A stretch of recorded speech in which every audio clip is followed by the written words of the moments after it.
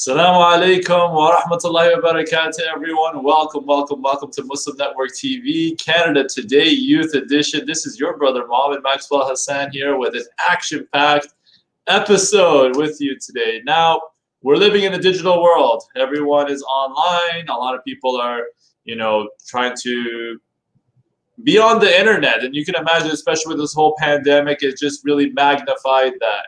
However, when it comes to the online world, sometimes you got to be really careful. Unfortunately, you want to paint a rosy picture and that everyone is all safe and good to go. Unfortunately, there are people that take advantage of folks online. So here, the best defense is offense. So if we're able to really be proactive in educating ourselves on what is best to kind of stay safe online, then we're going to be in good shape, inshallah. And so with us here today, we got a very special guest here to tackle and crack this topic about staying safe in an online world is Brother Abdul Basit. MashaAllah, he works as a senior cybersecurity analyst in Toronto, focusing on the blue team. And coincidentally, got the blue right here. For those of you who are not aware of what he does, he recommends watching the movie Mr. Robot to catch a glimpse, but P.S., he is a good person. So if you have an idea of that movie, this is what it is. In his free time, he enjoys cooking, eating, playing video games, watching the NBA, and playing basketball. Abdul Basit likes to be updated with current global affairs and enjoys engaging in healthy debates. There's no debate here, but again, Abdul Basit, mashallah, wonderful having you here. And fun fact for everyone here, we grew up in high school together, mashallah. So it's good to have a familiar face, and it's really wonderful to see how our, paths kind of where it took us. So Jazakallah khairan, Abdul Basit, really crucial topic, especially in this day and age. Now, as a starting point, I'm always curious to know, and for our viewers here, it's always a good idea to kind of get people involved with storytelling. In a nutshell, could you kindly share with us, how did you get involved in the whole world with cyber security? I mean, even when I was growing up, I don't think that even terminology even came across your mind or like things of that nature. So just in a nutshell, why did you get into cybersecurity? And we'll take it from there. Sure. Assalamu alaikum, everyone, and thank you, Mohammed, for having me on your show. So pretty much in high school, my options were, when I wanted to graduate, I was always interested in computers and technology. And a lot of the options available right there would be going with computer science, maybe building programs, or going into computer engineering, which is hardware. And at a young age, I wasn't really sure what I really wanted to do. All I knew I wanted to do was to go in computers. So I consulted my uncle, who was into the field of computer science. And he recommended to me, it's like, hey, it's a really cool field that's just popping up. It's really exciting. There's a job shortage out there, and there's people are really looking forward to it. So he recommended I look into it. And lo and behold, when it came time for applying for university or post-secondary education, I saw a couple of programs at the undergraduate level, which focused on cybersecurity. So that was pretty much my segue into cybersecurity itself. Yeah, as you mentioned, it wasn't something that I was aware about, but it's a really interesting field. It's pretty much, it does build up on computer science. So that's the way I got into cybersecurity initially. So mashallah, man, it's funny how maybe back then it wasn't, I guess you said it was your uncle, yeah, like who really saw ahead of the trend, he saw the curve, he saw where things were going. Mashallah, good call in terms of how the online world just kind of really just turned into something really large. And here you are, and here we are right now. So there we go. You just kind of fell into it. How are you enjoying it? Is it riveting? You know how sometimes, and I don't mean to knock on accountants, but it's almost like, when people are trying to crunch the numbers, some people, you get one or two reactions with that. It's like, oh, or, yeah, I really get stoked with it. Is cybersecurity the same? Like, is it something that you really relish, or is it something that for you just kind of go another day at the office kind of approach? No, absolutely. Good question. I think it's a bit of both. It's normally what tends to happen is that a lot of times it's not as exciting as you would like it to be. In the movies, people are hacking away. Every day is not like that. But however, we we as cybersecurity analysts, we have information, or we have access to a lot of information. So like a lot of times we're looking at data from all over the world. So and you may not know what you find around that time. So it's a really, really exciting field as well. Some of the things we do is like, hey, we are really up to date with the current global affairs, what's happening in the world, how people, what's the current security landscape. And based on that, we would have to kind of be proactive, right? So for example, if we see something that's a company being targeted in the wild, then therefore now it's on us to kind of make sure that, hey, like, what's happening within our environment, what are we doing to protect it. So we do a lot of that. So it's really reactive, and we are really proactive as well. There are some cases, of course, that you have to kind of sit back and do the number crunching, but overall it's a really, really exciting field.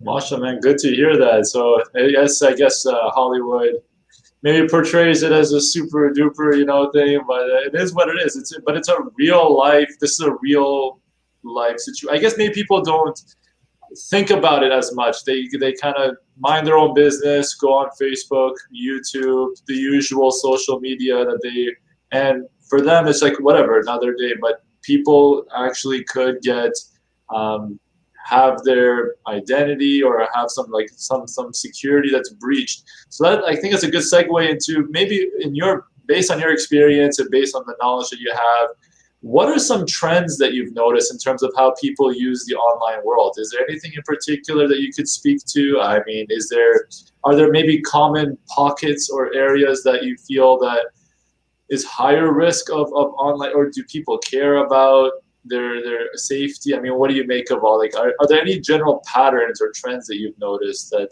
you can zero in on?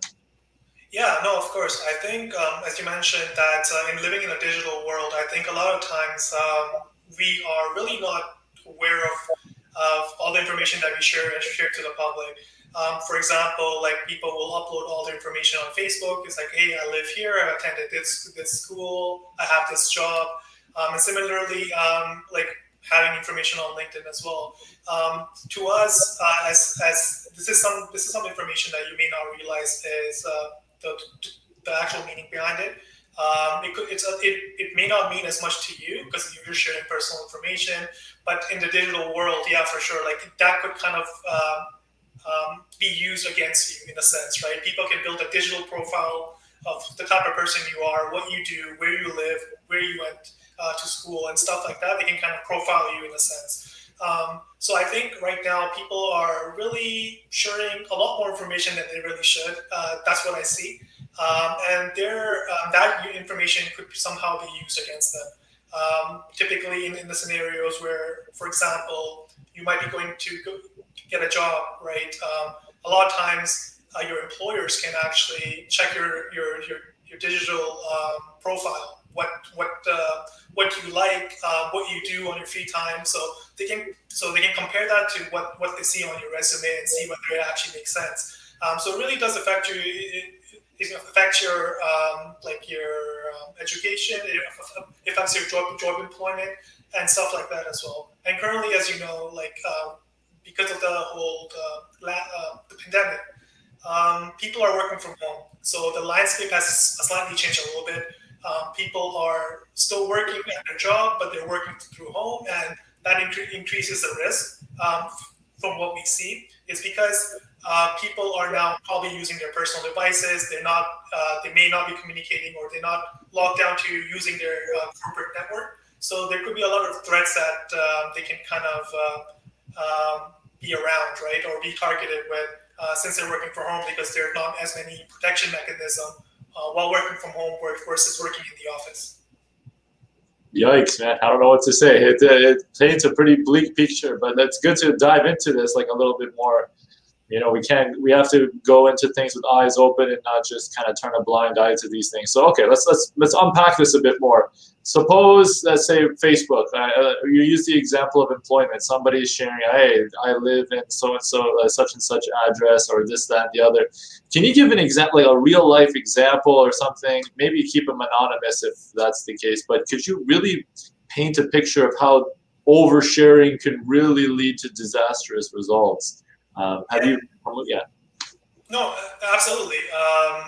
I think some of the things that we've noticed is that a lot of times I think it's not the information that you probably share in terms of just employment about where you live or what you do.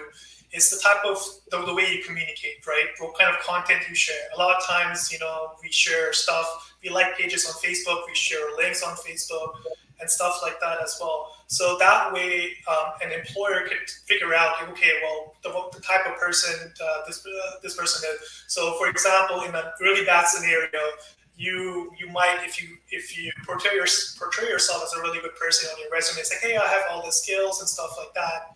But meanwhile, on Facebook, on a social media platform, you might be sharing hate speech or anything that's really hateful, negative, or in a sense condescending. That could really mitigate the chances of you getting a job. So so because of that, you have to be really conscious about what you're sharing, how that information could be used against you. Because maybe, for example, maybe you have a certain ideology and it may not align with your employer, right? Maybe you're a good person, but the person hiring you might think the other way. So there might be conflict of interest. So stuff like that could arise easily when you're looking at that, when you're sharing too much information. So that's just in terms of just employment. Obviously, sharing your information on Facebook is a lot more than that. It can go outside of just employment. It can go into your personal life as well. Yikes, man. Yeah, I know. So I hear what you're saying. Sometimes people, it's almost like the online world is an extension of who you are in the real world. So yeah, I hear you loud and clear. Sports is a classic example. You mentioned you like the NBA. So let's just say if your close friends, they are anti, I don't know, such and such team, and then here you are rooting them on, or you're just, sharing it. It really could. That's a simple example, but I think the sentiment is the same, right? Fair enough. Now, could you walk us through maybe some common mistakes people make? I know we talked about oversharing and things of that nature. Is there anything in particular, maybe in terms of passwords, maybe in terms of, is there any sort of online activity that the regular average folk do that if you're like, whoa, you know what, you should stop doing this, or this is actually pretty bad, or you know what I mean, like in terms of increasing the likelihood of being attacked by with cyber attacks? Are there any kind of common activities that you notice that we could use to that we haven't noticed, and what we could do to improve? Yeah, for sure. Some of the things I would definitely recommend is, for example, nothing is truly free on the internet, right? Like a lot of us really like to download that free song, that free program, that free video game, and because maybe we don't want to buy it. But then that same software could be dangerous once downloaded onto your computer, right? So, for example, if I want the newest video game that's out there and I don't want to pay for it, and I pirate it from a website, sure, like that game would run, but you essentially don't know what else is packed on with that game as well. So it could be malicious software, what we call malware, which could be loaded with the game, and in the background it could be doing a lot of things that you will never know about. And that's the really scary part, is that the average user may think that a lot of signs of a computer being infected is like this visual, like things are popping everywhere, colors are flashing, things are disappearing here and there, but it's not really that. A lot of stuff is done in the background without the user's knowledge, and some of these things could be as much as maybe reading your communication. So you might be communicating outside to some people, maybe reading your email, trying to guess your passwords. People typically tend to like have shared password. They might have the same password for multiple different services. So they will read that, see if they can access anything, read your keystroke, for example. If you're typing something, they might be able to read exactly what you're typing. Similarly, they might have access to your camera as well. You might be doing something and you may not be aware that someone can be watching you, right? A lot of times right now we have like an LED on the camera that tells us it's on, but necessarily that could be turned off as well. So people can bypass all these mechanisms, and you wouldn't even know about it. Whoa. Oh man. I'm going to sidestep the conversation for a second here, because I'm trying to put myself in the mind of someone who's actively trying to, take people's personal information and just wrecking havoc. And like, what motivates people to just go beyond like just to go above and beyond and simply ruin people's lives? I mean, like, when it comes to identity and this, that, and the other, is it just like when they're committing online crimes, like what's the thing that the things that you've come across, what are some of the key motivators or things of that nature? Is it just, is there anything that you can point to? Yeah, no, absolutely.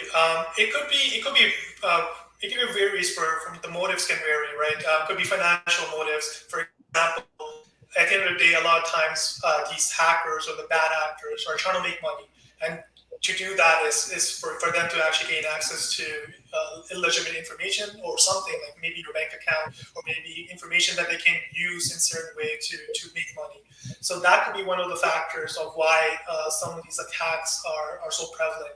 The other things could be like more political purposes, right? Maybe country X does not like country Y, right? And because of for international political and global affairs as well. It's like, okay, we're going to go target people in country X, or because we don't have the same political mindset, political ideology. We don't share the political ideology with them as well. So there are multiple different reasons behind that as well. Yikes. All right, Abdulbasir, you there? You okay? Yeah, okay. I'm just making sure. Yeah, I don't know. Yeah, I hear you, man. So I guess everyone to each their own. I mean, it's sad because, Spawn, during the pandemic, I don't know, you've probably heard more than your fair share of folks that are, especially when it came to, and I'm sure it varies from country to country, but there was these like relief, where the government issues relief, and some people, they just kind of portray themselves at that, and at the same time, they just kind of use it to take advantage, or phishing scams or fish. Could you educate us a little bit more about that? Like phishing, what are some things to watch out for when it comes to, you just won this, or you're the 999th visitor on our website, or, what are some examples of phishing scams that you see? There are text, email, even for like calls. Like, what would you say? Are there anything that we could be to be alert for? Absolutely. Again, as I mentioned, like when someone has phishing is usually like a spread type of attack where you're targeting like the greater audience, right? It's just like you're throwing a net in the water and hopefully you catch one or two fish. So that's the reason why phishing is not really more of a targeted attack. It's not looking at what you like and stuff like that. It's just a general attack that hopefully it will catch one or two people out of many millions of people that the phishing email goes to. So a lot of things we see when it comes to phishing is, hey, we have this, like right now for COVID, what we saw was people were using actually COVID as an example of saying, giving you more information about the vaccine, right? People right now, because of the whole pandemic, we were figuring out like what's the situation, what's going to happen with the vaccination, what are the current the rate of infection within our province or country, so which is relevant to a lot of people across the world. So people, the bad guys would send phishing emails, right, to these people, or and then they would, because they're so relevant to them, they would click it. And the purpose of the phishing email is just typically it's pretty much to lure someone to enter their credentials, right? A lot of times what we see is that attacks are not really super complicated. The initial gateway of conducting an attack is trying to gain access, right? People can have a secure password, but and you can try guessing it, but the easiest way is to send them a phishing link and they can just enter their password and there you have it. So you don't have to do much work. So a lot of times, phishing attacks are just general attacks. You probably heard of those Nigerian scams, like, hey, I have $1 million, I want to put it into your bank account.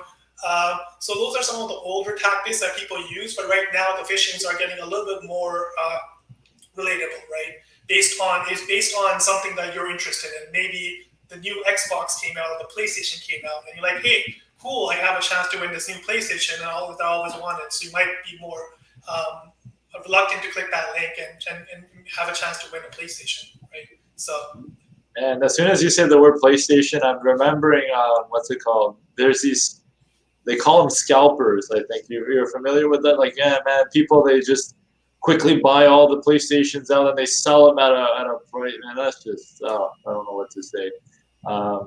But yeah, man, I guess just keeping, it's just, maybe could you also walk us through? I know you talked about monetary means, like that's one way where people who are hacking, you know, and people that are they're motivated a lot of times because maybe they're in dire need and they just, oh, instead of actually working hard, instead of actually, you know, putting in good honest effort into getting a legitimate business, oh, the quickest way is to just rob someone's bank account or rob, God help us all, only lost oneself full of justice. The idea is, I mean, what leads people to click on those links? You mentioned like the phishing is like you're casting a wide net and you're hoping people will bite.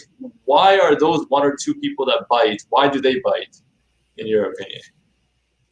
It's just the this is general awareness, right? We call it we have a term that we use. It's just like being cyber aware, and then employee training. So a lot of times those attacks are typically targeted towards people who may not be tech savvy.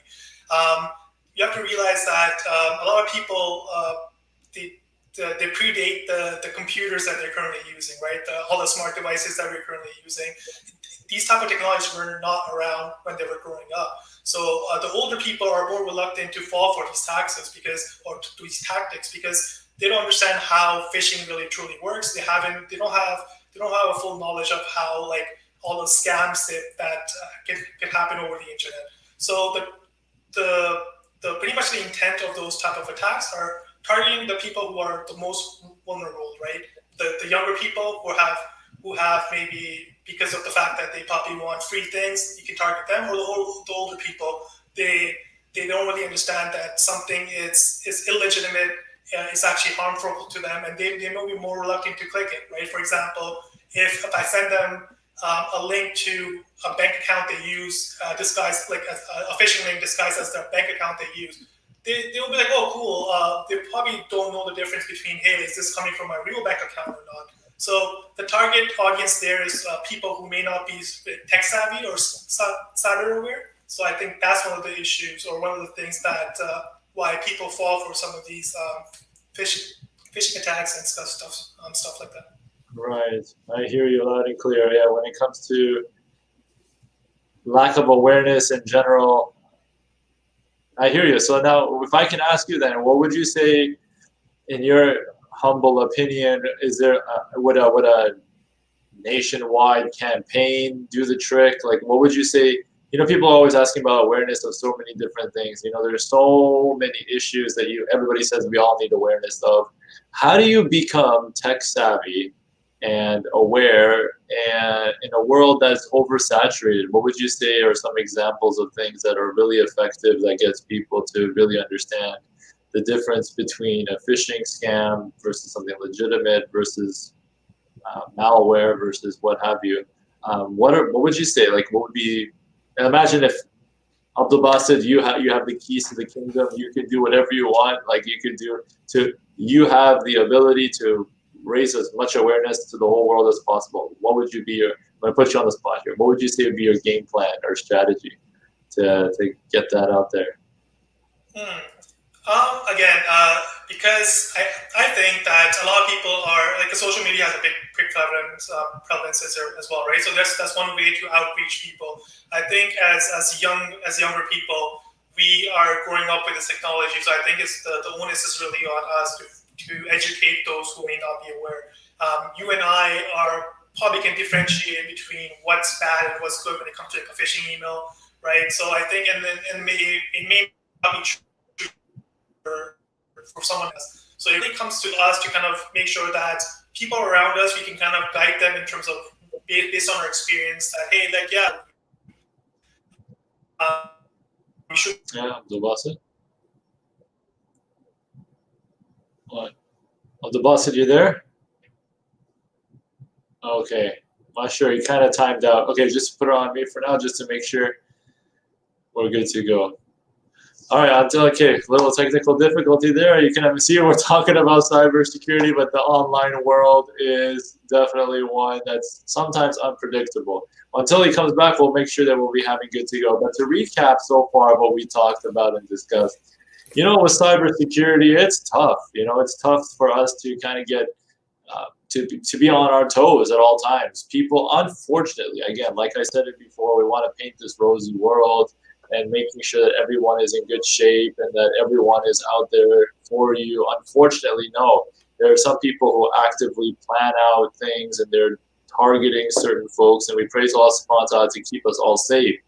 However, having said that, the best defense is knowledge and awareness. So it's just like what Abdul Basit was mentioning here when it comes to this whole thing. Ishman, that one idea I really enjoyed and I wanted to expand on it once inshallah we are able to have him back on, is that one of the interesting things is that he was talking about the whole, oh, mashallah, Abdul Basit, there you are. Okay, right before. Can I finish this point before you jump into it? Like, I love that point you mentioned when it comes to having the youth or the younger generation teach the older generation. The onus is on us to get through it. That's such an interesting, instead of, addressing a worldwide campaign, specifically for the older generations who may not be aware of what a computer is or is worried about all these different things. They have their youngsters teach them, their children or their great-grandchildren. Very cool. So yeah, please go ahead. I hope inshallah we're going to be smooth sailing from here, but go for it. Let's want to complete your thought. No, yeah, absolutely. So I think that's one of the ways we can kind of break it down instead of having a really global outreach. If you can talk about it with the people we're mostly around, and that way we can slowly start spreading and hopefully target the greater audience. We as young people are more technologically savvy, right? We have multiple different devices that we use, and I think the best way would be to kind of pass that information on to the people which are around us. Education and awareness is the best way for people to kind of to be aware of what's happening. So I think, that's the way. I don't think there's the best way to target everyone globally in one shot. But if you start targeting people or educating people which are around us, that way we can slowly have this domino effect that they can educate people around them as well. And that way we can start making it more focused, then we can kind of group that out and hopefully that strategy works. So that's the way I would approach something like that. So let's start this domino effect. Man, let's do it right here, right now. Let me ask you right on the spot. If there was one thing that you would pass on, let's just say with all your experience so far in cybersecurity, one thing that you would pass on to the average folk, what would it be that would tremendously help them out? Let's start this domino effect. What would be that one piece of advice? Interesting. This is going to be a tough one because there could be several. Go for it. Yeah, name them off. Go for it. Just do what you got. No, absolutely. I just think that, I think that currently in the digital world, I think honestly, it's just that we share way too much information, right? I think something that we need to kind of limit the type of information we share. Social media is a platform where we can upload pictures and all this information about us, but that same information is also inherent to us, right? For example, whenever you are using your banking information, they'll ask you, hey, can you ask some secret questions? Can you answer some secret questions about yourself? So it's like, what's the name of your dog, right? And stuff like that. And you, on social media profile, you can have maybe your dog is tagged as like, oh yeah, hey, blah, blah, blah, this is my name of the dog. So people can actually use that information against you, right? That same information could be out there, could be used in different ways. So your personal information, like your phone number, for example, could be done that way. So I think we should really, really figure out how we can limit sharing information in the public space, because I don't. To us, that information may not be as valuable. Like we may think it's not a big deal that we share a picture or maybe make a post, but to the people out there, it's a lot more. They can use that to build a profile for you, right? Who you are, what you do, what you like, where you've been. So all that metadata can be used to build a profile of the type of person you are and the type of things you do. Man, Marshall, you brought up a very good point. I'm just thinking out loud here, like, it's going to be tough to convince people to limit I mean, the whole nature of Instagram and Facebook is to encourage people to share. People want to. I think I'm sure you've heard of like cases or, I mean, studies done about dopamine and this, that, and the other. You want to toss that in there, like as soon as you upload. Okay, for example, like graduation season is coming up for a lot of folks, right? I mean, in elementary schools, public schools, high schools, universities. I mean, what's the natural thing to do once you graduate? Do you just stash away the diploma and that's it? Like, oh, I accomplished this? Or what do? You get that beautiful camera and you just get that $1 million shot and then blast it on social media. Everybody look, I graduated, right? It's hard to imagine, but I hear you loud and clear. So maybe, like, what would you say? Is there any, maybe if we can't stop people from sharing stuff, how would you mitigate that? What would you say are some ways to reduce the chances of, I mean, if someone's going to be posting a picture of their graduation ceremony or their graduation, what would you say are some, is there anything that you could recommend to really help, share, but not overshare? Like, is there anything that you could suggest? Yeah, no, for sure. I think a lot of these platforms, social media platforms like Facebook or Instagram, where you're sharing your photos, you have an option to turn off public sharing, right? You can restrict your photo to your inner circle, and that way that information cannot be shared externally.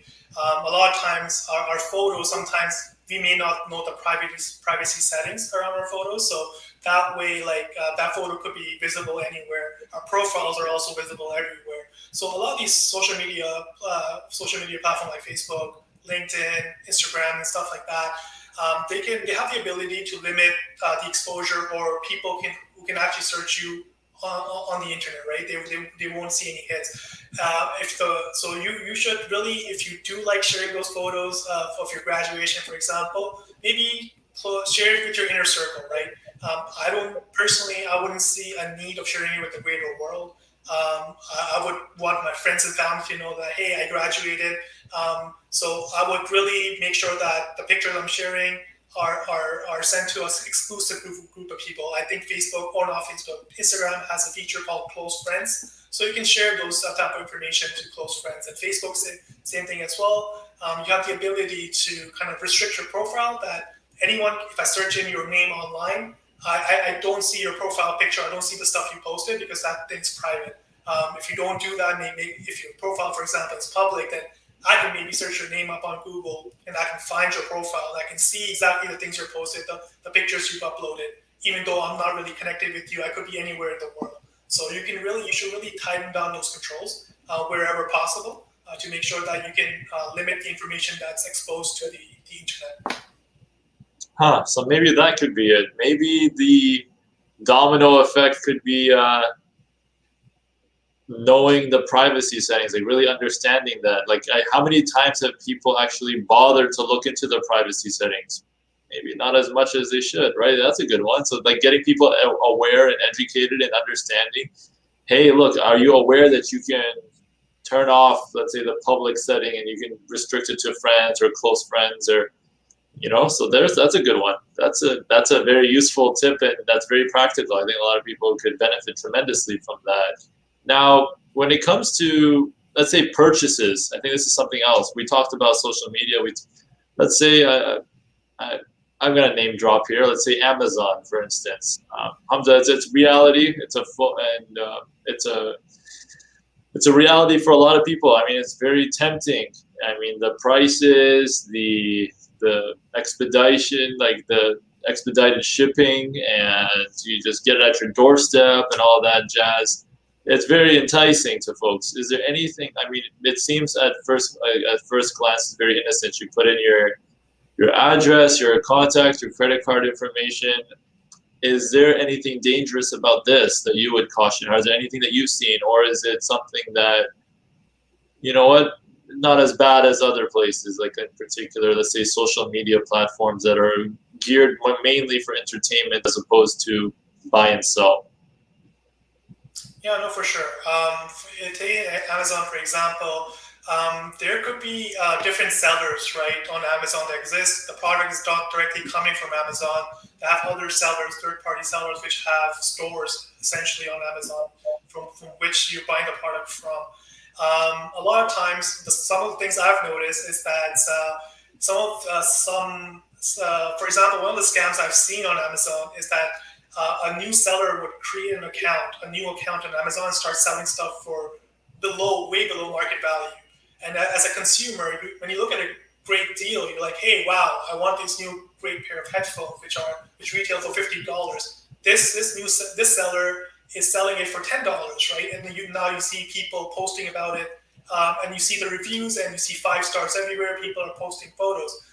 You may not realize that might be a social engineering tactic. That's a tactic made by the seller to entice someone to kind of make a purchase on that product, right? The reviews could be faked, and then so what could happen is that, what are the dangers of that? For example, sometimes the information that you're sending, sometimes Amazon is processing your order on their payment system. So you may not be sending your credit card data, but in the past you may have, right? I'm not too sure when exactly that changed, maybe, but I believe that at some point you would actually send the payment card processing or that payment history was, or payment procedure or method, and data was available to the vendor. But now Amazon did limit that. But now you're wondering, okay, if Amazon does limit that, how is that any worse, right? But you have to realize that when you send something like that, you're sending your address. The shipper has to submit stuff to to send something to you. So now they have your address, now they have your phone number, and what they can possibly do is they can build a profile, for example, right? They now realize you live in a particular city. This is your phone number. This is your email address. They can use that to maybe send you a phishing email on your email address, or maybe call you saying, hey, we have this thing with you. You're wanted by I don't know, like one of those scams where you're wanted by the Canadian government for not paying your taxes. So they can use some of these information to target you. So Amazon, although it's a platform where we think that, oh, it's super convenient and super easy to use, there are different people can definitely find a way to kind of abuse the system and get information or use it for nefarious purposes other than what it was intended for. And this is one of the examples I've actually seen and observed, where people would actually make up fake stores and sell items just so they can obtain information, which could be used in any ways, right? Could be used for phishing, could be used for any other purposes that the bad guys intended. Yikes, that's fun. I guess if it's the same old adage is true, right? If it's too good to be true, it probably is. So if you see that pair of headphones that's for $10, it's not going to go anywhere. Now, any resources that you can offer and point towards to help people with staying online, staying safe online, I mean, is there any resources that you could look at and say, hey, this would be really helpful to get people to be more, on the stepping stone of education? Is there anything that you could point to?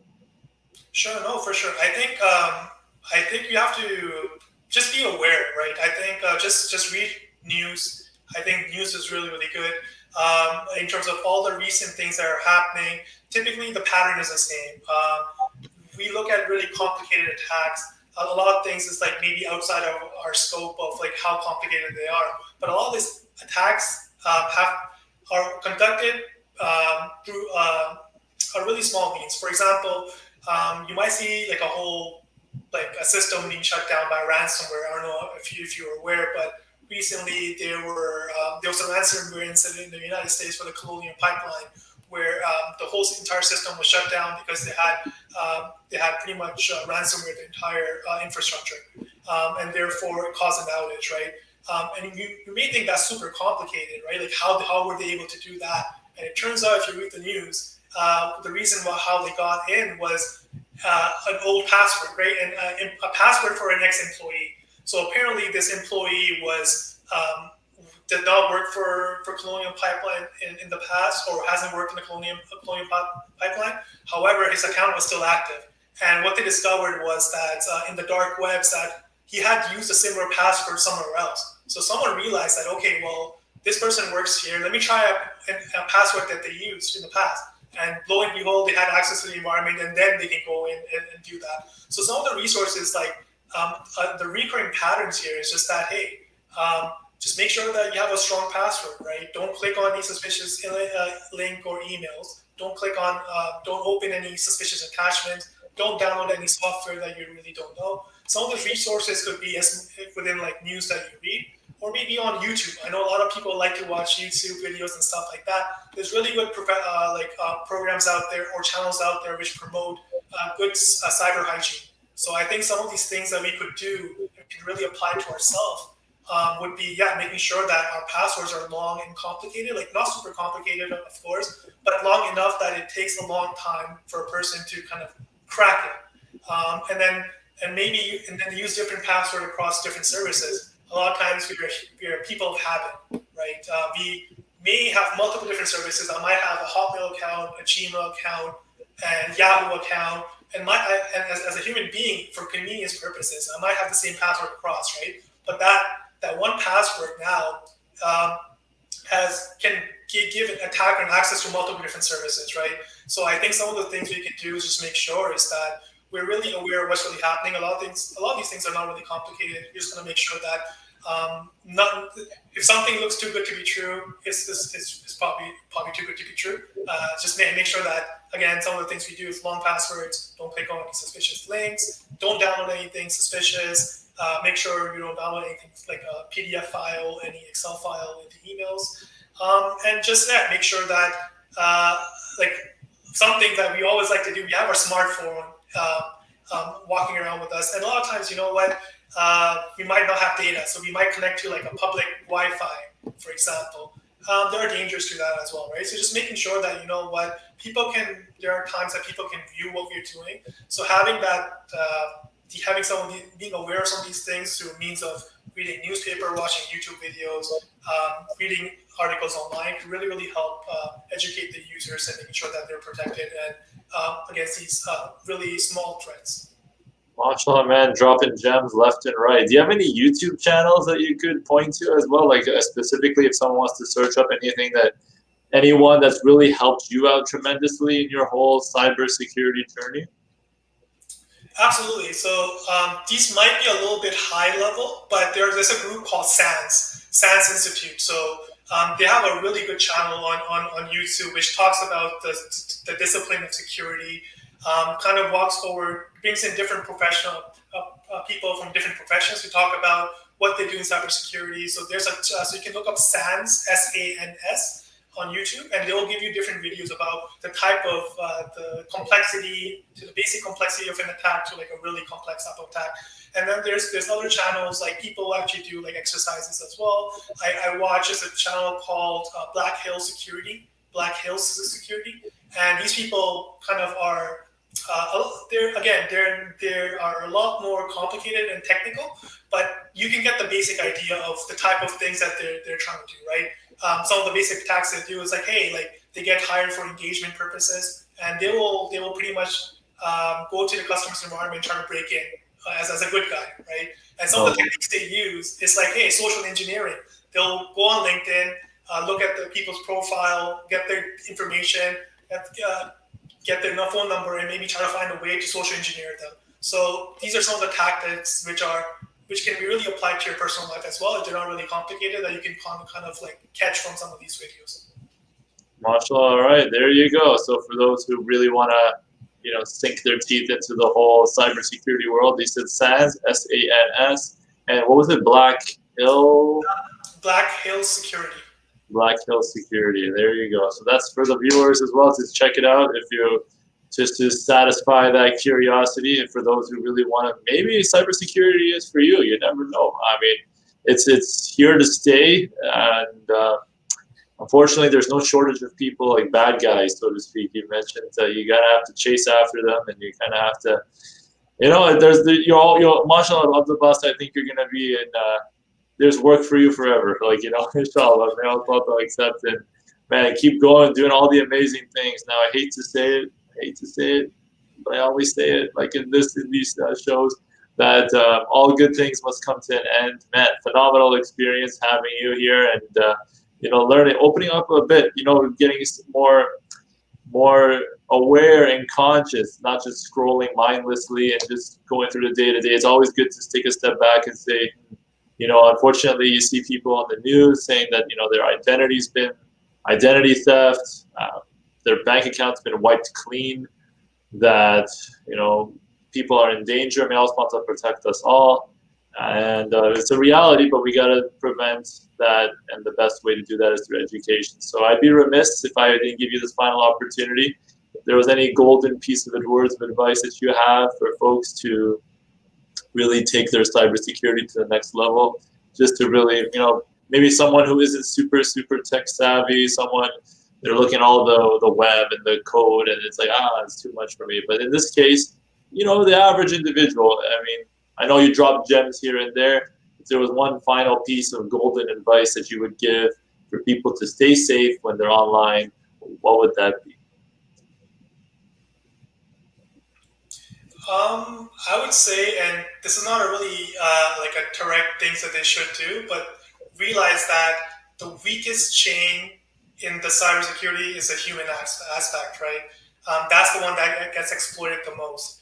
A lot of times we think, again, like as I mentioned, people think it's really complicated, but really not. Users are easier to trick, whether that's phishing emails or doing anything related to that. So just making sure that if, as a person, like when you're checking your emails out, or you're receiving any phishing emails, or maybe getting any weird text messages saying that you need to do this, you need to do that, look back at yourself and figure out whether that's relevant to you, right? Is the link relevant to you? Is that text that you got relevant to you? If it's not relevant to you, you can safely ignore it. The whole point of this is to get your attention. So I would really recommend, it's just that making sure that you can just be aware of the surroundings, be aware of your social presence, and just make sure that, and just remember that, again, you are the weakest link when it comes to security. Because a human aspect, we're just really social creatures. We like to share a lot of information. So if you just limit the things you do in terms of just be hygienic in terms of cybersecurity, making sure that you don't overshare your information, I think it will go a long way to protect you on the internet and anywhere else. Jazakallah khair, Abdul Basit. My man, that's it. Good old high school reunion right here. MashaAllah, Abdul Basit. Wonderful having this chat.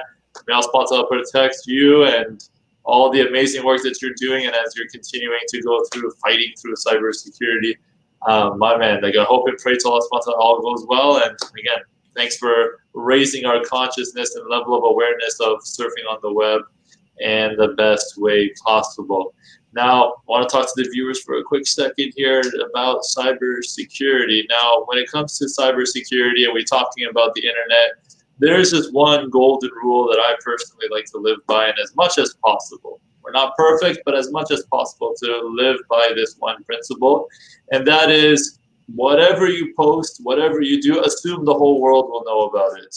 Even if it's a private inbox, even if it's a private text message, even if it's something that you think you really go in and maximize all the privacy settings, always assume that the whole world will know whatever it is that you are going to write or post, because you never know. How many times have you seen scandals online, celebrities, people, they are just texting privately and boom, the screenshots are all over the place. And we just pray to Allah subhanahu wa ta'ala that we are aware of what we say and what we do in the best way possible, not just in the real world, translate that into the online world as well. And this is a humble reminder for myself and for you all to stay safe online. MashaAllah, wonderful having you all here. Thanks for tuning in.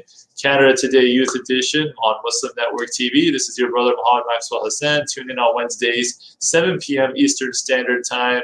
And stay strong, stay safe, and stay proud to be Muslims. Assalamu alaikum wa rahmatullahi wa barakatuh.